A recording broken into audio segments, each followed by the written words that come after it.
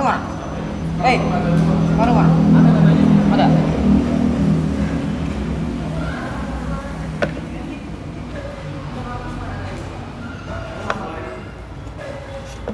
Bismillahirrahmanirrahim. Assalamualaikum warahmatullahi wabarakatuh.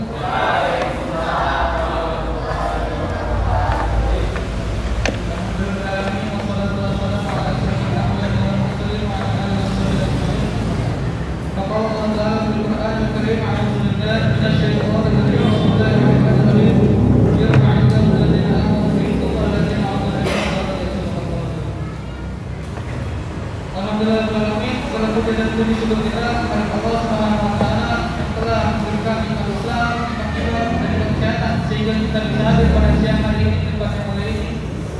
Salawat dan salam semoga selalu tercurahkan kepada junjungan kita yaitu baginda Nabi besar Muhammad sallallahu alaihi wasallam yang mana telah bawa kita dari zaman kebodohan akhlak, dari zaman jahiliyah menuju zaman terang-benderang yaitu zaman keindahan Allah dan Allah dan manusia. Dan yang kami hormati yaitu Dr. Andes Bapak Kiai Muhammad Indra sebagai selaku pengurus atau pengasuh Pondok Pesantren Salman Rizal, dan yang kami hormati para ustaz, para asatidz yaitu Ustaz Ahmad Asyukani dan Ustaz Baru, dan yang kami hormati para santriwan dan santriwati, dan yang kami hormati para hadirin semua yang tidak bisa saya sebutkan namanya satu persatu, namun tidak mau mengurangi rasa hormat saya dan rasa takjub saya. Dan hadirin pada siang hari ini kita akan melaksanakan acara KN1 jilid 3. Alhamdulillah kita masih bisa dipertemukan lagi di acara ini. Lalu saya sebagai MC akan membacakan susunan acara, akan tetapi sebelum itu kita lihat dulu supaya ada penyemangat gitu. Ya. Kalau saya bilang Al-Ihsan, ya, namanya Jaya. Kalau saya bilang NU selalu di hati. Paham? Terkumpul lagi. Jadi apa coba? Kalau Al-Ihsan apa? Jaya. Kalau NU apa?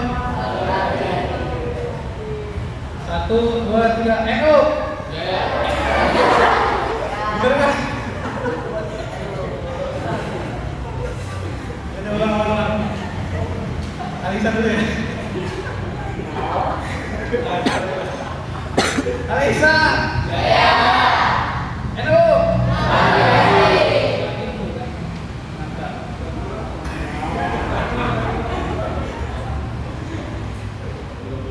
Acara pertama itu pembukaan, yang kedua nyanyi lagu Indonesia Raya yang akan dinyanyikan oleh saudari Nadia, dan nyanyi Yellow yang akan dinyanyikan oleh saudara Wahid.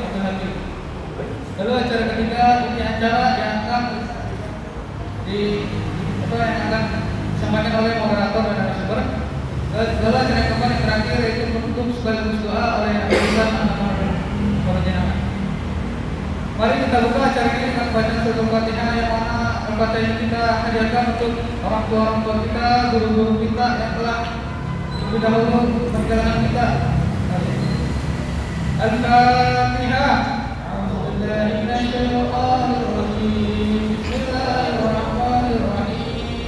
Alhamdulillahirabbil alamin arrahmanir rahim maliki yaumiddin iyyaka na'budu wa iyyaka nasta'in ihdinas siratal mustaqim siratal ladzina an'amta 'alaihim ghairil maghdubi 'alaihim waladdallin amin.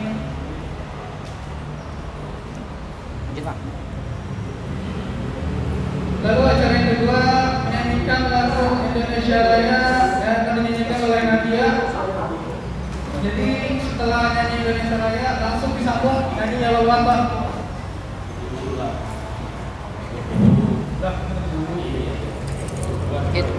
Para hadirin diharapkan untuk berdiri semua untuk menghargai lagu Indonesia Raya. Hargai.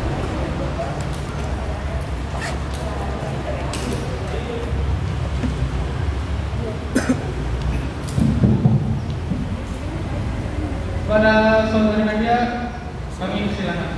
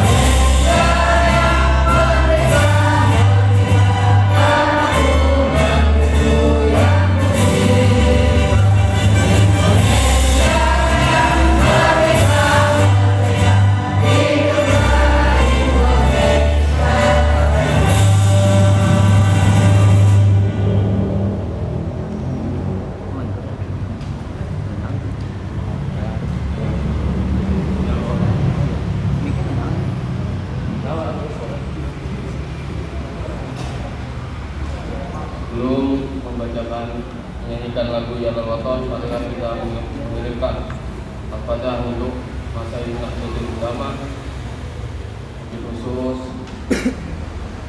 Indonesia Kiai Haji Sari,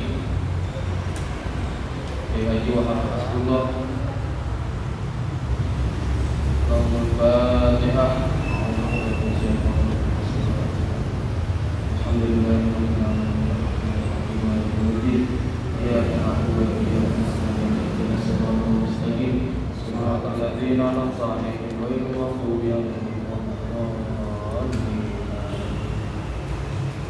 Makanya ini ya, hanya biasa.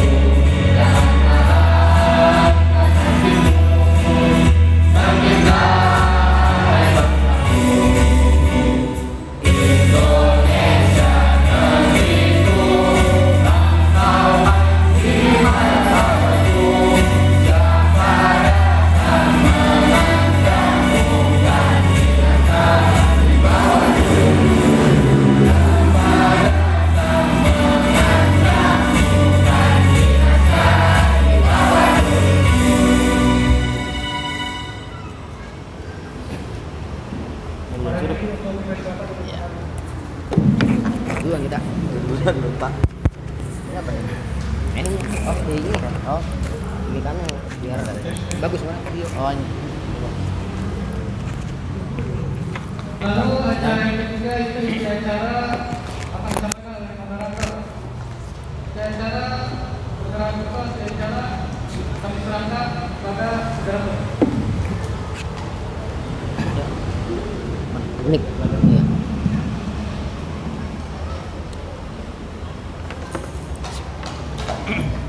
Waiting for connection. Hah?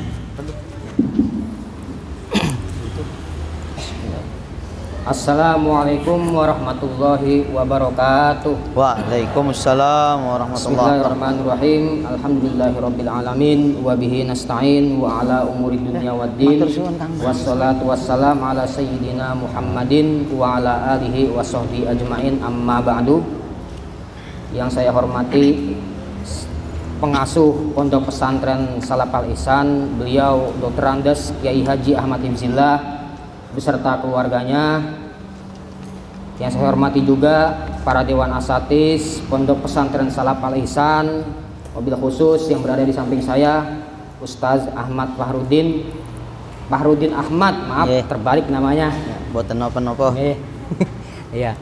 Tidak lupa pula kepada para santriwan dan santriwati Pondok Pesantren Salaf Al Ihsan yang saat ini masih diberi hidayah, Amin ya Allah. masih diberi pertolongan oleh Allah sehingga kakinya bisa sampai ke sini untuk mengikuti seminar tentang KNU-an yang insya Allah nanti manfaat buat dunia dan akhirat. Amin. Ya. Oke, untuk mempersingkat waktu, ya, baik langsung saja. Di sini saya sebagai moderator, sebagai penengah daripada jalannya acara, akan menyampaikan beberapa hal. Yang pertama, di sini kita sudah masuk seminar yang ketiga, ya, seminar pertemuan yang ketiga tentang KNU-an. Terus yang kedua, alhamdulillah, ya, masih pada semangat, masih pada ngikutin, masih banyak yang ngikut. Artinya NU nggak akan mati, dia akan tetap jaya pokoknya. Amin. Ya, itu aja. Oke, baik. Langsung saja di sini saya akan menyerahkan semuanya kepada narasumber di sebelah saya, yaitu Ustadz Fahrudin Ahmad, untuk memberikan keterangan lebih lanjut tentang perkenalan, ya, perkenalan kita tentang NU, ya, NU. Kita masih kenalan NU, ya. Oke, baik, langsung saja. Waktu tempat saya serahkan kepada Ustadz Fahrudin Ahmad. Shallu ala Nabi Muhammad.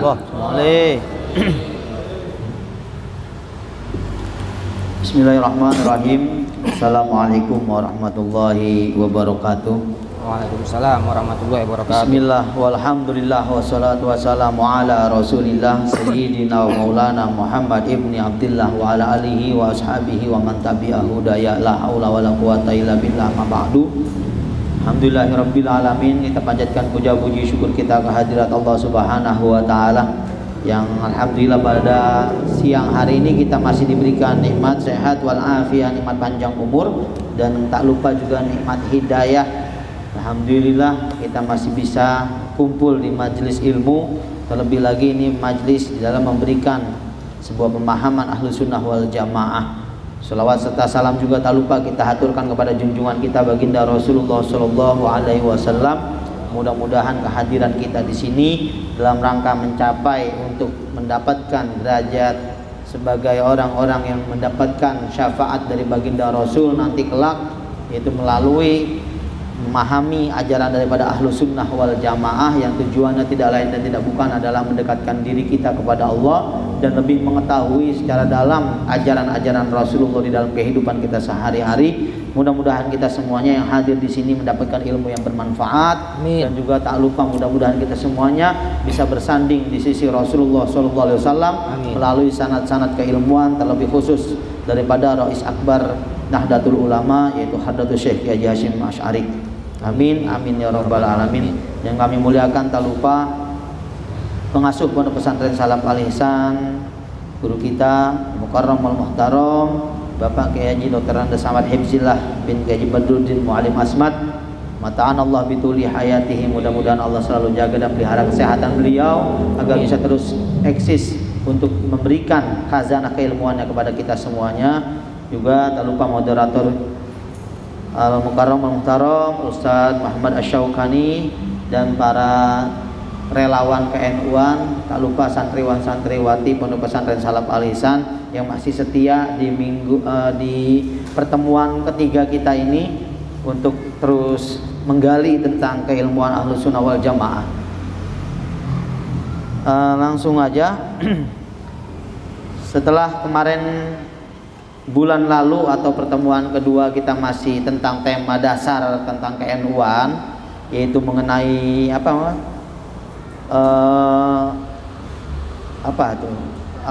lambang atau logo ya, lambang atau logo daripada Nahdlatul Ulama serta arti daripada lambang-lambang tersebut.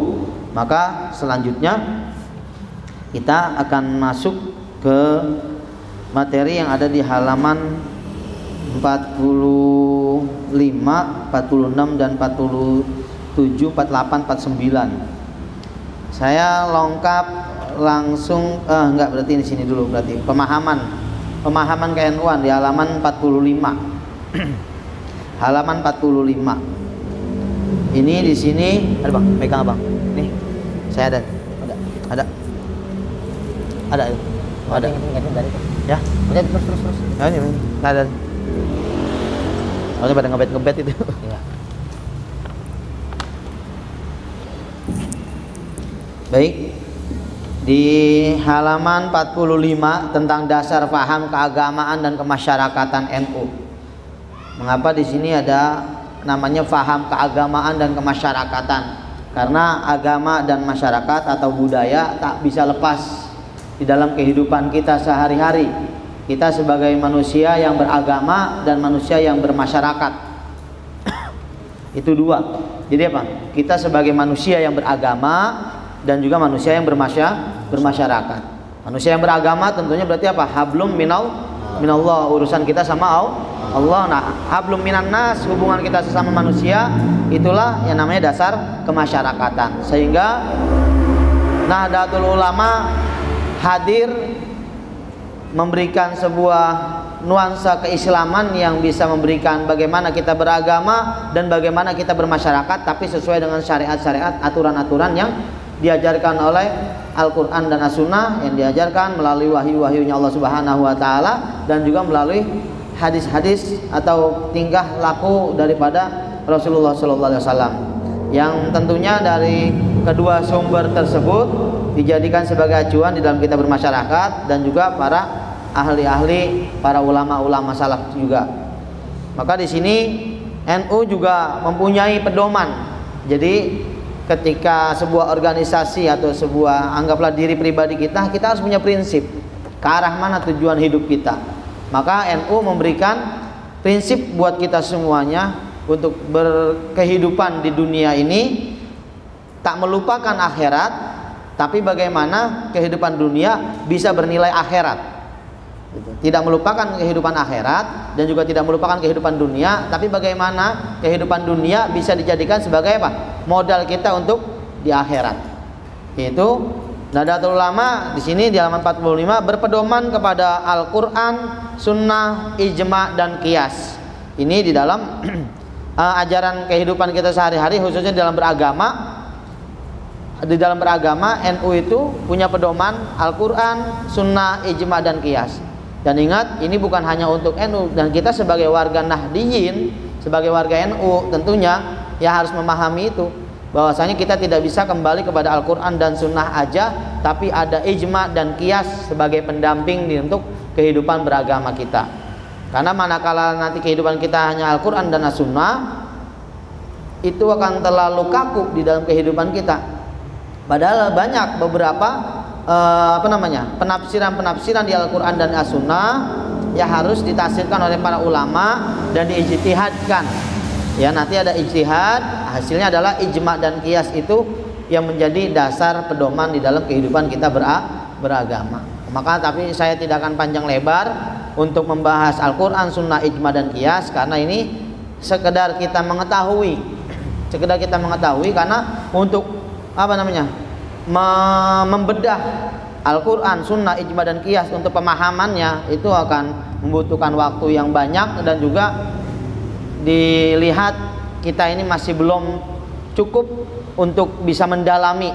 Sekedar kita tahu ajaran Ahlus Sunnah wal Jamaah atau An-Nahdiyah ini, NU adalah berpedoman kepada Al-Quran, Sunnah, Ijma dan Qiyas. Maka harusnya di sini nih para santriwan santriwati menjadi, khususnya di Pondok Pesantren Salaf Al Ihsan, ketika di masyarakat bisa memberikan nuansa kehidupan beragamanya sesuai dengan ini, dan kalau perlu kita bisa warnai kehidupan teman-teman kita sekitar kita agar tidak melenceng dari ajaran Al-Quran, Sunnah, Ijma dan Qiyas. Karena yang selama ini mungkin akan menjadi hal yang maklum, generasi muda yang seperti ini banyak disusupi oleh ajaran-ajaran, ya walaupun itu menurut pribadi saya adalah tidak salah, karena masih mengajarkan tentang agama, tentang beragama yang baik. Cuma yang menjadi permasalahan adalah kita hanya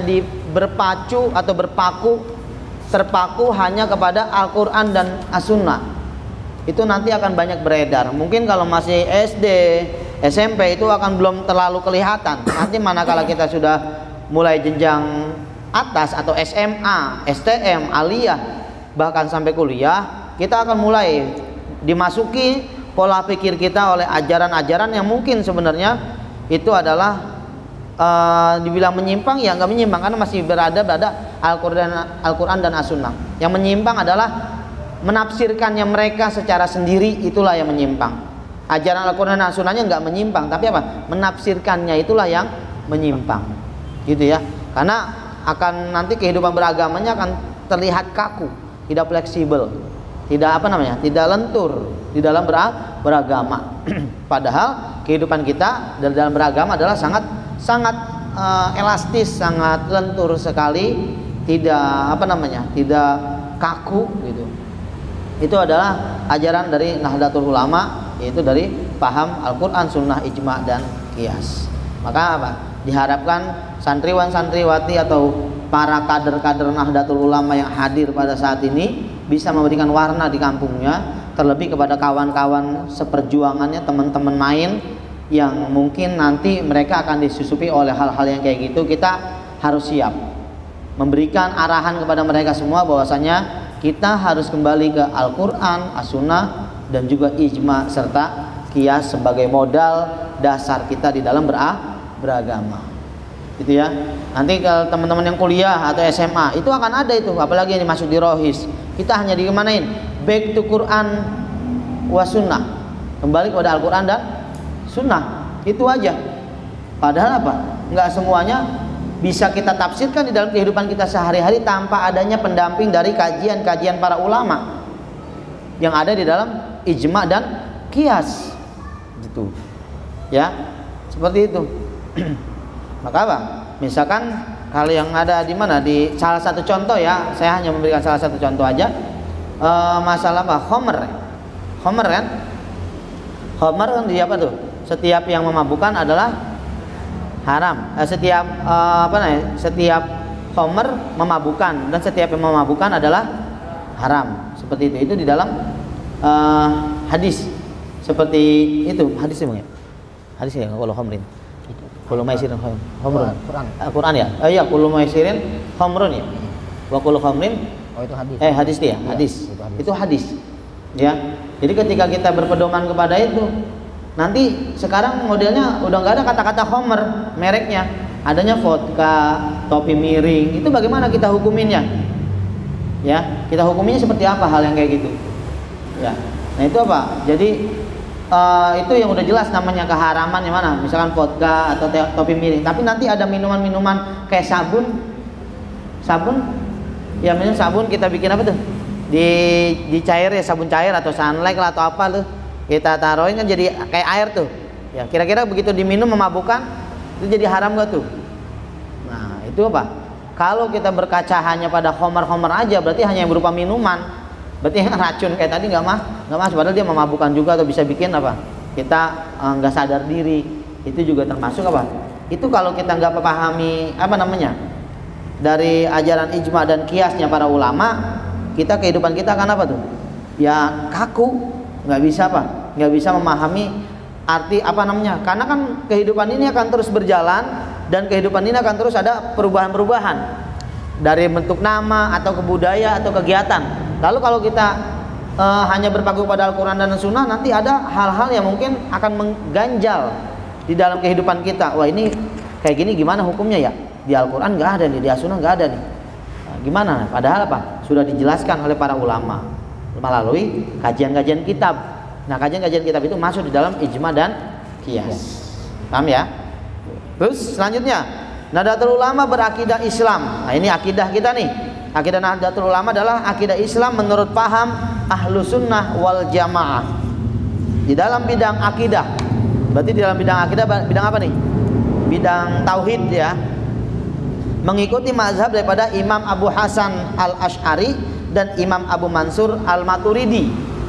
Dua imam ini yang menjadi pegangan untuk orang NU di dalam kehidupan beragama, di dalam akidah Islam kita. Gitu. Apa itu akidah? Di dalam apa? Berkeyakinan kita kepada Allah. Misalkan, yang saya contohkan misalnya Imam Abu Hasan Al-Asy'ari, mungkin konsep ketauhidan atau konsep akidahnya adalah bahwa keesaan Allah Subhanahu wa taala itu mutlak. Keesaan Allah Subhanahu wa taala itu mutlak. Apa itu mutlak? Apa mutlak? Enggak bisa ada yang nandingin dan enggak bisa diganggu gugat. Keesaan Allah. Jadi lupakanlah menggambarkan Tuhan seperti apa.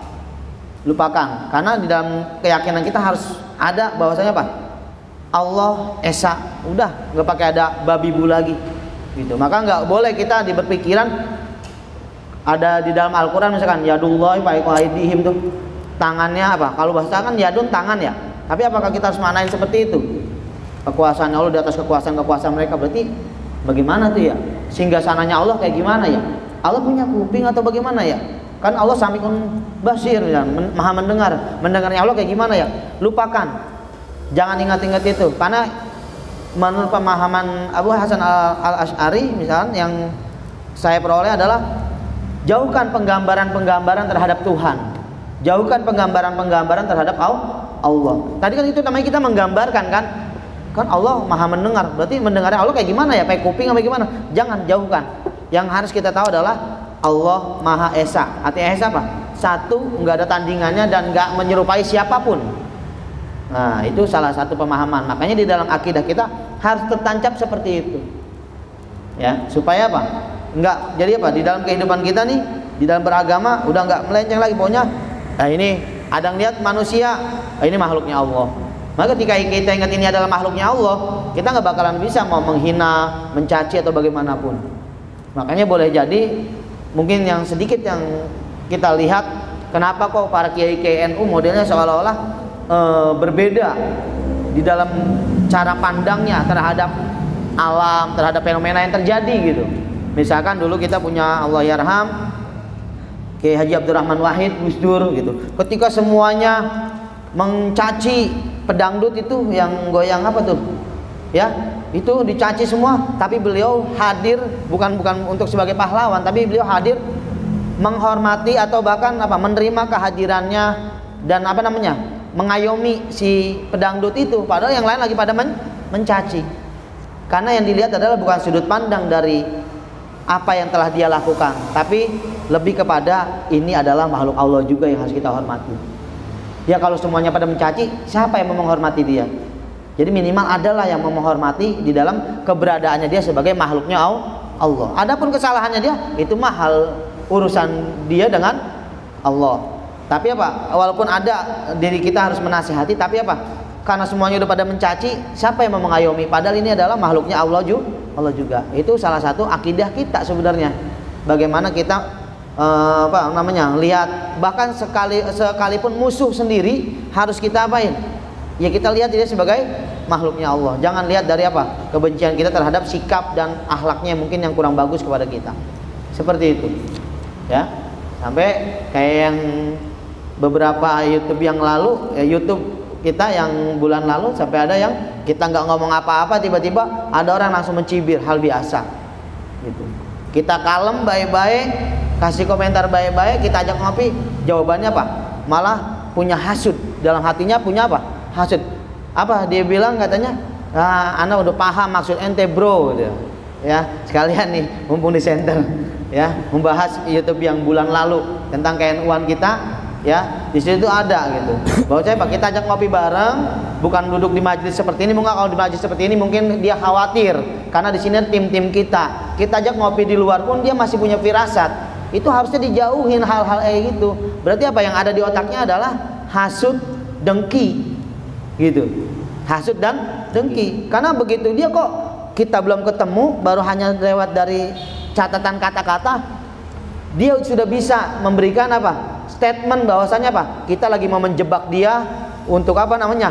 Menjerumuskan dia istilahnya. Kita mau kepung dia bareng-bareng. Padahal nggak ada. Kita ajak ngopi bareng. Ayo, kalau memang kita salah ya kita siap. Gitu. Karena kita sama-sama masih belajar. Jujur saya pun masih belajar gitu.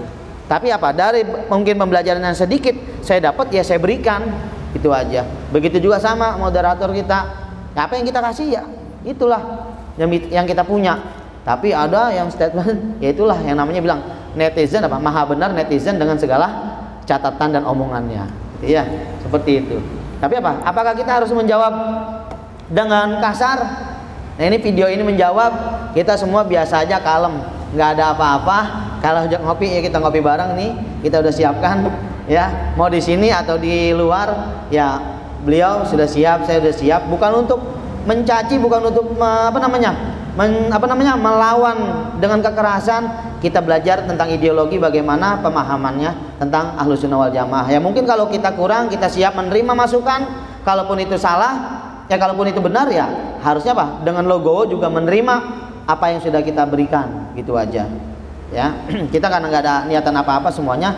Semua ini saya dan moderator, walaupun sebenarnya saya nggak mau ada kata-katanya moderator atau narasumber. Karena menurut saya ya beliau ya bisa jadi narasumber, ya saya juga bisa jadi moderator gitu. Cuman karena memang sebagai sebuah aturan di dalam berdiskusi harus ada moderator dan narasumber, ya seperti ini adanya gitu ya.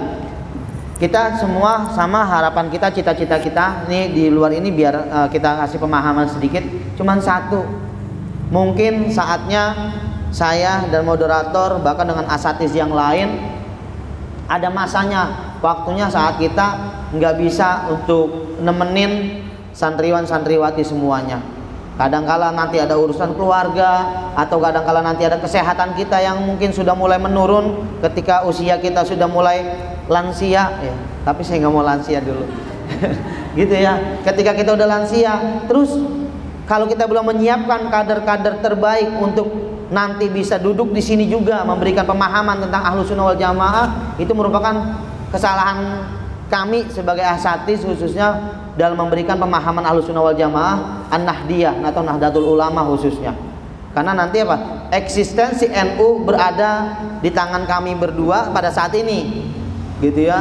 Tapi eksistensi NU nanti selanjutnya ada di tangan para santriwan-santriwati semuanya, gitu. Karena nggak selamanya saya dan Ustadz Asyokani beserta asatiz yang lain bisa memberikan kajian-kajian keilmuan. Maka pada saat ini ketika kami masih punya waktu luang dan kami masih diberikan kesehatan, kami coba berikan pemahaman-pemahaman tersebut supaya kelak nanti santriwan-santriwati yang mungkin sekarang duduk ada di depan saya semua ini, besok akan menggantikan ada di depan, memberikan arahan kepada yang muda-mudanya lagi atau generasi-generasi selanjutnya, sehingga akan terus sinambung gitu. Paham ya? Jadi tujuan kita nggak ada lain, murni ikhlas lillahi ta'ala. Kita sisihkan waktu kita hanya untuk ini, memberikan pemahaman. Karena hidupnya udah beda. Saya menganggap ini masih lebih nyaman hidup saya, Ustaz Sokani masih lebih nyaman hidupnya, karena kami masih punya para kiai-kiai yang sekarang ada di Nahdlatul Ulama menjadi ayoman kita. Tapi nggak tahu nanti beberapa tahun ke depan ketika kita lagi minim kiai-kiai yang punya pemahaman tentang Ahlus Sunnah wal Jamaah, itu yang dikhawatirkan. Makanya penting kita ajarkan ini supaya nanti kelak di kehidupan selanjutnya mau ada kiai yang menjadi panutan atau tidak, kita semua pribadi kita udah punya benteng Ahlus Sunnah wal Jamaah An-Nahdiyah. Hasil dari kita sering ikut kajian tiap bulan di KNU-an di Pondok Pesantren Salaf Al Ihsan. Gitu ya. Baik, itu tadi sedikit tentang pemahaman akidah daripada Nahdlatul Ulama. Selanjutnya di dalam bidang fikih. Nah, ini yang di dalam kita ngaji nih, taklim kita setiap harinya, kita punya kitab Safinah ya, ada kitab Fathul Qorib, betul ya? Itu kita fikih kita bermazhab kepada 4 imam mazhab. 4 imam mazhab, enggak ada di luar ini, hanya ada di 4 imam mazhab ini, yaitu apa? Imam Hanafi, Imam Malik, Imam Syafi'i, dan Imam Ahmad bin Hambal. 4 imam ini yang menjadi pedoman di dalam berfikihnya kita atau kajian fikih kita.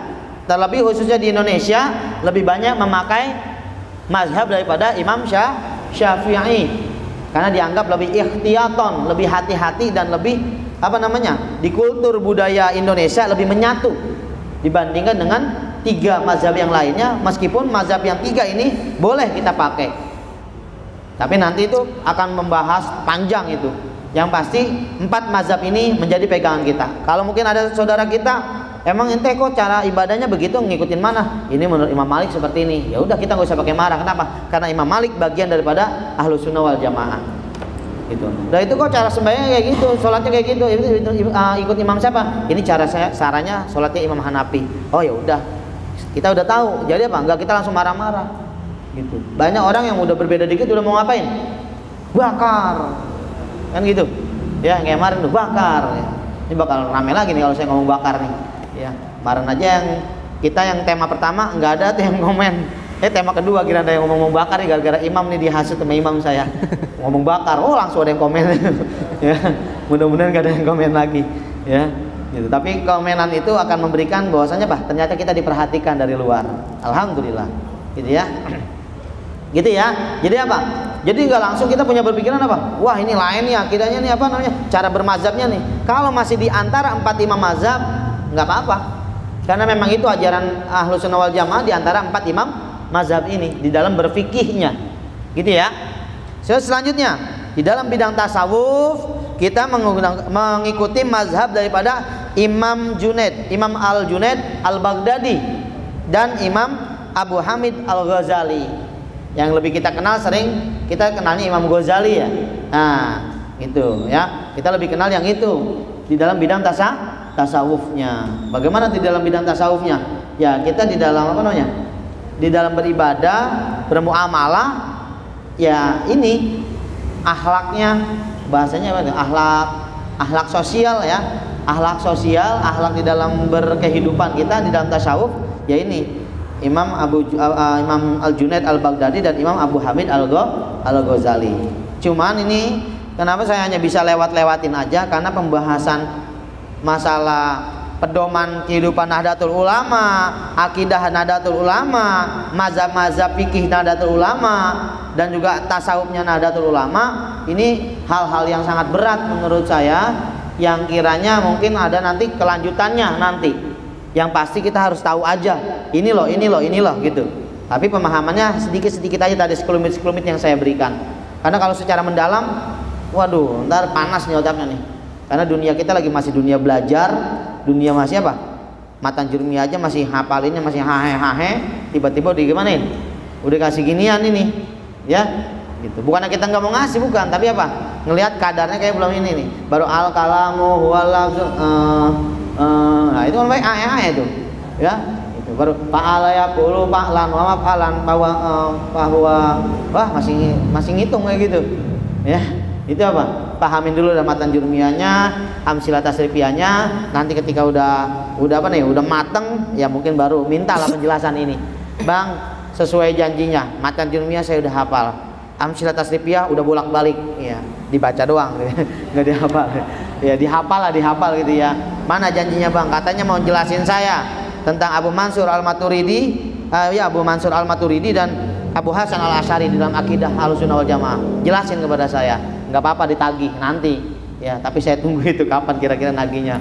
Jangan ntar saya udah pikun baru tagih lagi Iya, saya udah pakai tongkat baru tagih Bang. Wah, ini udah lama kapan itu? Dulu waktu tahun 2020, aduh, dijanjinya tahun 2025 atau 2030 lagi. 30 tahun 30 tahun kemudian, saya udah tinggal pakai tongkatnya doang gitu. Ya, gitu. Aduh, baru ditagih. Saya lupa ini santri yang mana juga saya lupa gitu.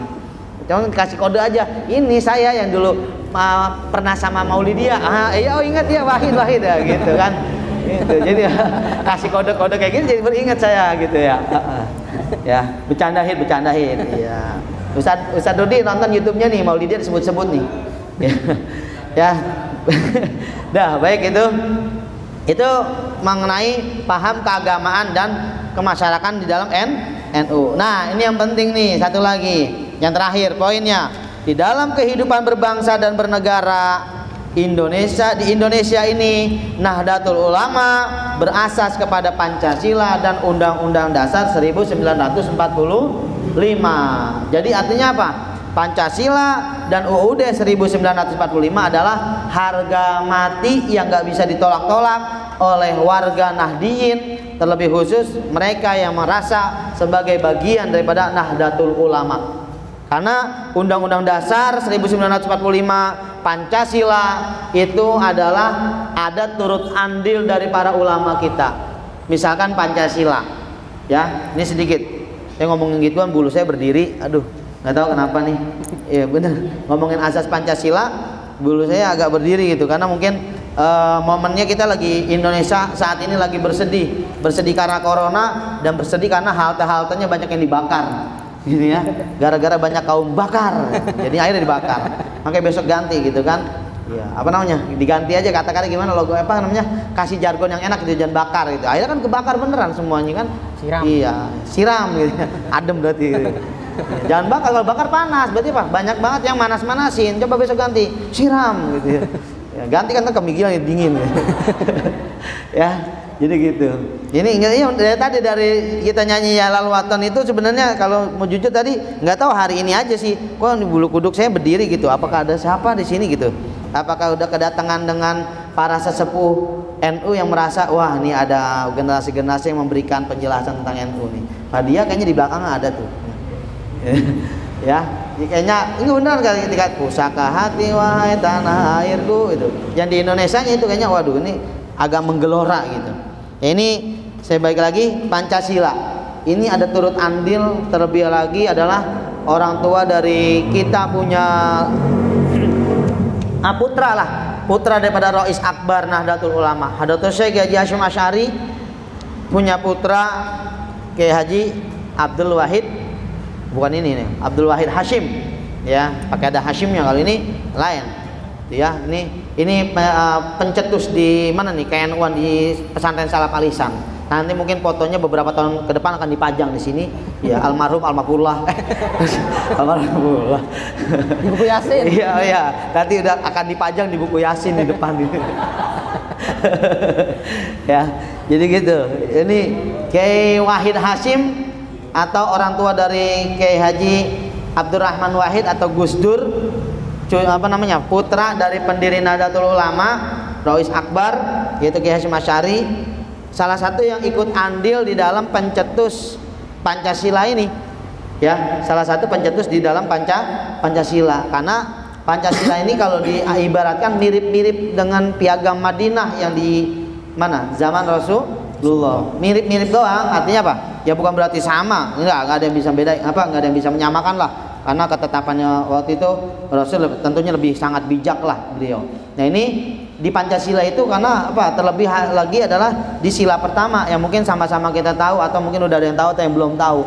Di situ awalnya nggak bunyinya ketuhanan yang Maha Esa, tapi bunyinya adalah apa? Karena kita mayoritas umat Islam, di situ bunyinya apa? Keyakinan beribadah berdasarkan syariat, kurang lebih ada bunyinya berdasarkan apa? Syariat Islam. Gitu. Berarti apa? Nomor satu poinnya di sini apa? Di dalam kehidupan bernegara harus beribadah dan berasaskan syariat Islam. Akhirnya apa? Orang-orang dari timur Indonesia, mana timur Indonesia berarti? Ya, saudara-saudara kita dari Papua, Maluku, gitu ya. Ya, dari mana lagi? Dari NTT, NTB. Mereka apa? Mereka merasa kok saya nggak diayomi sebagai warga negara Indonesia? Kenapa nggak merasa diayomin? Itu sila pertama bunyinya berdasarkan syariat Islam, sedangkan saya bukan beragama Islam. Karena orang-orang dari timur kita banyak yang Nasrani, gitu ya, dari Papua, dari mana tuh? Maluku mungkin, ya. Banyak saudara-saudara kita yang mana? Non Muslim, gitu. Mereka ngerasa nggak diayomin. Ya anggaplah bahasa kasarnya sekarang demo lah mereka, gitu. Ini bagaimana nih? Kok sebagai konsep negara, kok kita sebagai warga negara nggak merasa diayomi? Karena harus berdasarkan syariat Islam. Maka disitulah lagi-lagi kelogowoan. Apa tuh logowo? Legowo. Mbak Ima bisa dijelaskan, Mbak Ima? Legowo itu apa, Mbak Ima? Legowo itu apa namanya?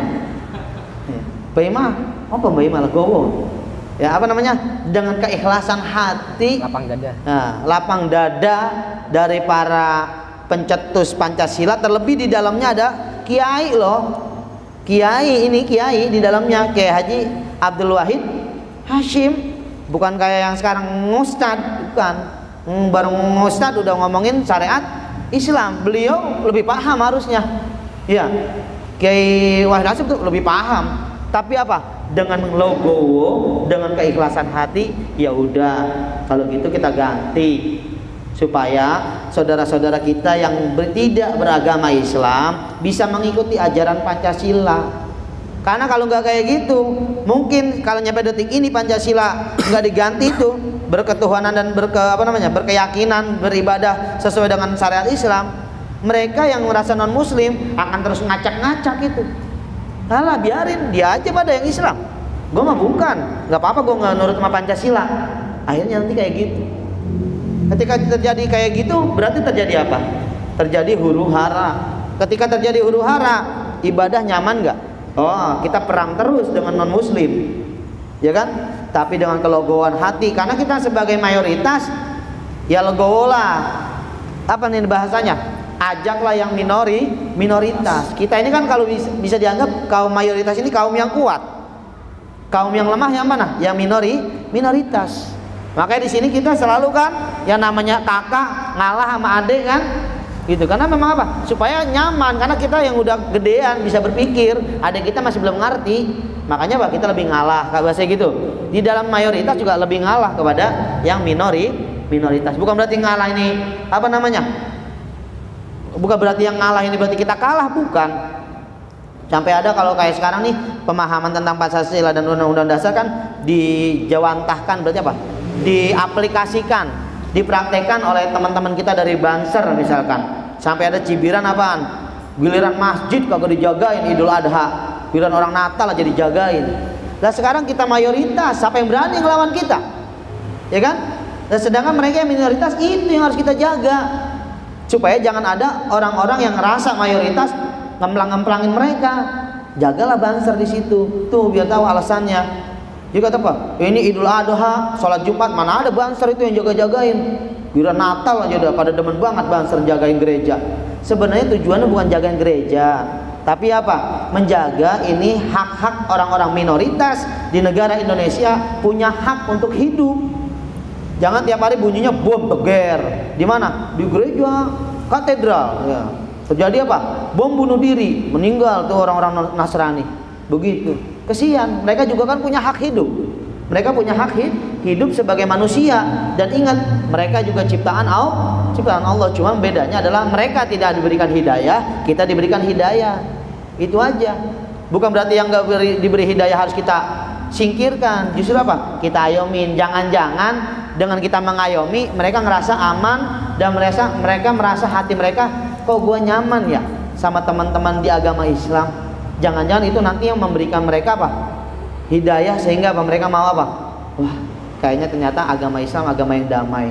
Kayaknya ada berpikiran deh gue buat pindah agama. Seperti itu.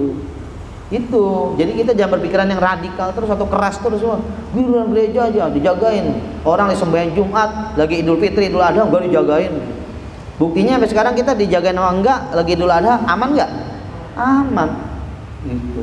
Coba itu gereja kita nggak jagain dah. Anggaplah kan udah ada polisi. Ya polisi juga aparat kurang. Apalagi sekarang polisi lagi dimusuhin, lagi dikemplang-kemplangin sama mahasiswa. Gitu ya. Kan kesian ya. Kesian itu. Padahal apa? Mereka kalau lagi ngemplangin polisi ingat apa? Ya Allah, dia juga punya anak di rumah, punya istri di rumah yang harus dia jaga. Kalau saya kemplang terus tiba-tiba wafat, kesian, anaknya jadi yatim, istrinya jadi janda. Tambah lagi tugas negara, ngapain? Ngayomin anak-anak yatim dan janda. Nah, tuh. Jadi beban negara enggak tuh?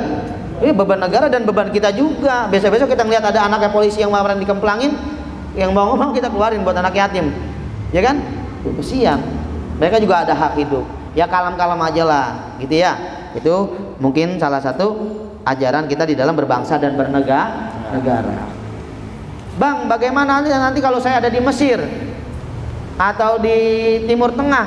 Ya, Ahlus Sunnah wal Jamaah sesuai dengan budaya yang ada di mana? Ya di Timur Tengah. Asasnya asas mana? Hukumnya hukum mana yang dipakai? Ya hukum yang di Timur Tengah. Ketika di Mesir, mungkin saudara-saudara kita banyak yang lagi pada belajar di Mesir ya. Ketika mereka mendirikan Nahdlatul Ulama, ya lagi saat di sana hubul waton minal imannya ya sama negara Mesir. Asas Mesir bagaimana? Konsep di dalam bernegaranya orang Mesir bagaimana? Ikutin.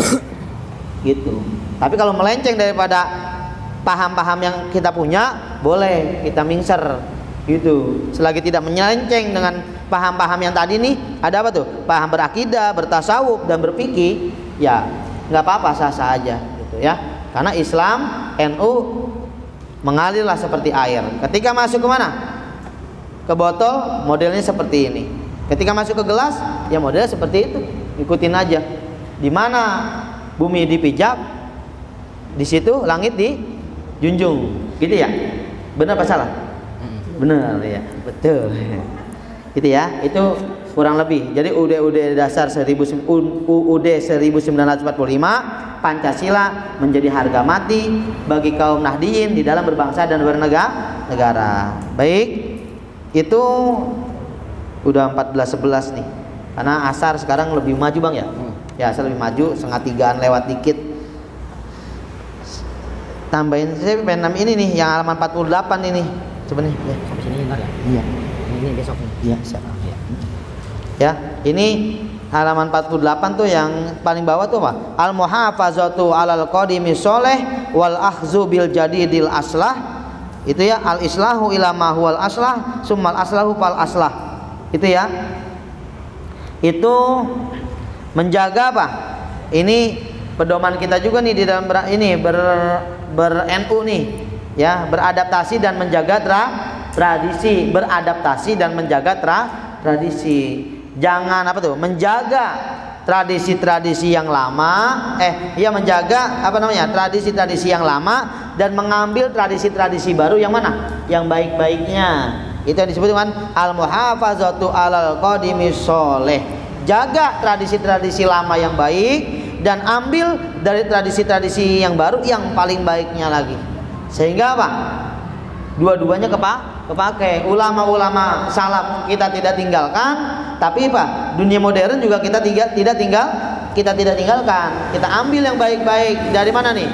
Sisi positif daripada di dunia milenial ini, apa yang kita bisa ambil untuk berkehidupan berbangsa dan bernegara? Lalu kita padukan, bahasanya apa? Kalau bahasa kerennya tuh, dipadukan dengan apa? Sesuai nggak sih pedoman hidup di era milenial ini dengan mana? Dengan kajian-kajian para ulama salaf yang harusnya begini. Nah, kita sesuaikan. Ketika ada yang melenceng, ya tinggalkan. Ketika bagus, ambil. Paham ya? Itu mungkin nanti bisa dibaca lebih lanjut lagi tuh. Gitu ya. Baik. Mungkin ini sedikit. Oh iya, itu halaman. Oh ini, lewat ya? Lewat. Oh ini ya, sebelah sini. Oh iya, baik.